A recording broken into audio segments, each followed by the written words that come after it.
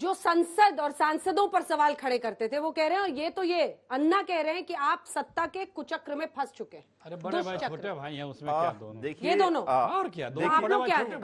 आप लोग क्या हैं?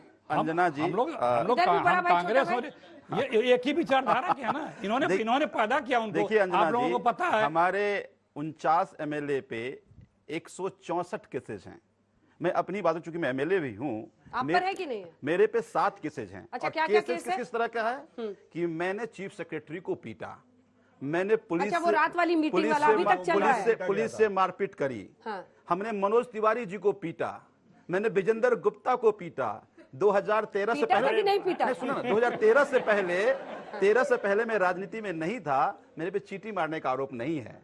लेकिन राजनीति में आने के बाद इतने सारे केसेस हम पे हुए। उस 159 केसेस में से 135 केस में कोर्ट ने कहा कि ये बकवास आपने चार्जशीट तैयार करी है, पुलिस इसमें एक पार्टी बन के काम कर रही है। अब दूसरी बात देखिए, हमने भी 2 आरोप अभी लगाए। एक बहुत संगीन आरोप हाउस में लगा। हमने कहा नोटबंदी का दौर याद कीजिए, नोटबंदी के दौरान जो प्रेजेंट में एलजी हैं उन्होंने अपने पैसे ट्रांसफर किए और करोड़ों के वो तो आप कह रहे हैं कि आपको सू करेंगे वो? नहीं, हाँ, मैं कह रहे ना, मैं क्यों जांच करा लो ना, आप ही कह रहे हैं जांच से क्यों? आप तो इनसे पूछ रहे हैं भाई, आप जांच से क्यों डर रहे हैं? दूसरा एक और आरोप लगा जो आप टीवी में देख रहा हूं मैं, कि उनकी बेटी पे एक आरोप ये था कि जब वो केवीएस के चेयरमैन थे, जब उस समय उन्होंने 20 करोड़ रुपए का काम उनको दिया और बिना किसी टेंडर के दिया। हमने कहा जांच करा लो आप। तो मेरा ये कहना है कि अगर बहुत पाक साफ है तो जांच करने से क्यों डर रहे हैं? एलजी की जांच होगी क्या? आज कह रहा हूं जांच करा लो आप। इन आरोपों की जांच की तो जरूरत नहीं है। नहीं, इनको कोई जरूरत नहीं है। मैं जवाब दे दूं? प्रॉब्लम बस इतना है, प्रॉब्लम बस इतना है, आज पूरे देश में ये दोनों की बात अगर करें, बात किसी करप्शन भ्रष्टाचार की है ही नहीं। ये दोनों लोग 75 साल से जाति और धर्म के नाम पे पॉलिटिक्स करते रहे।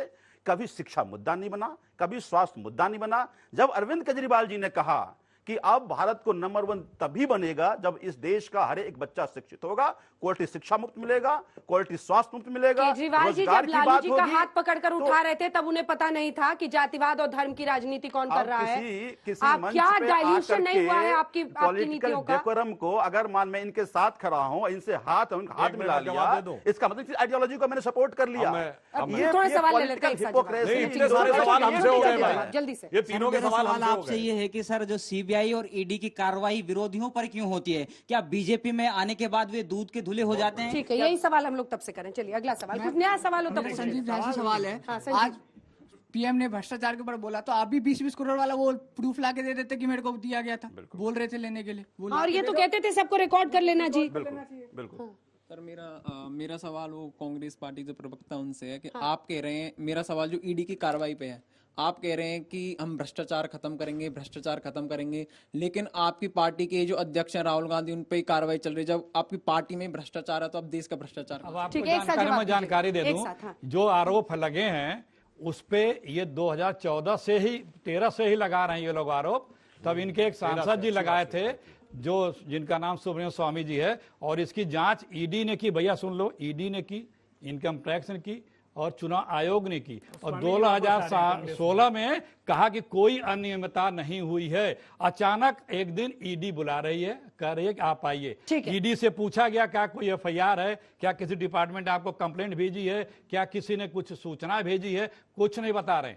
लेकिन जिस चीज को क्लीन चिट इन्हीं की सरकार दे चुकी है, जांच करने के बाद बैर है, विरोध में आवाज है राहुल गांधी, सोनिया गांधी, बेरोजगारों की, नौजवानों की, महंगाई की, भ्रष्टाचार की आवाज उठाते हैं। तो तुम कैसे उठाते हो? तुमको हम ईडी क्या बुलाएंगे? जब नोटबंदी हुई थी तब कहा गया था कि ना खाने दूंगा ना खाऊंगा, तो भ्रष्टाचार के मामले अब भी सामने आ रहे हैं। वो क्यों आ रहे हैं? इसीलिए आ रहा है कि सरकार ना खाऊंगा ना खाने दूंगा, तो फिर कैसे लोग खा ले रहे हैं? हाँ। सर मेरा सवाल आम आदमी पार्टी से, जो नारा लगाकर अरविंद केजरीवाल फेमस हुए, उन्होंने इतना प्रचार किया अब कि मैं भ्रष्टाचार के बिल्कुल खिलाफ हूँ, आज जब उन्हीं की पार्टी के लोगों पर आरोप लग रहे हैं तो आपको ऐसा नहीं लगता कि आप कहीं ना कहीं फंसते हुए नजर आ रहे हैं और आप खुद श्री कृष्ण पर निर्भर नजर आ रहे हैं? सर आजकल कांग्रेस अपने आप को इतना मतलब क्लीन चिट दिखाने की कोशिश कर रही है कि हम कुछ मतलब हमारी राज में कुछ नहीं हुआ। सर अगर ऐसा होता तो आज कांग्रेस सेंटर में होती ना। सर आपका तो ये हाल है, आपके राहुल गांधी का तो ये हाल है। अगर पापा अमिताभ बच्चन है तो अभिषेक बच्चन को एक्टिंग में आना ही पड़ेगा। सर अगर कैपेबिलिटी होती तो राहुल गांधी आज पीएम खुद होते। एंड सेकंड सर, अगर राहुल गांधी ये सब नहीं कर सकते तो सर जनता तो पागल है नहीं कि जनता को दिखता नहीं है, ये जनता देखती है ना सब। ठीक है, ये लोकतंत्र है।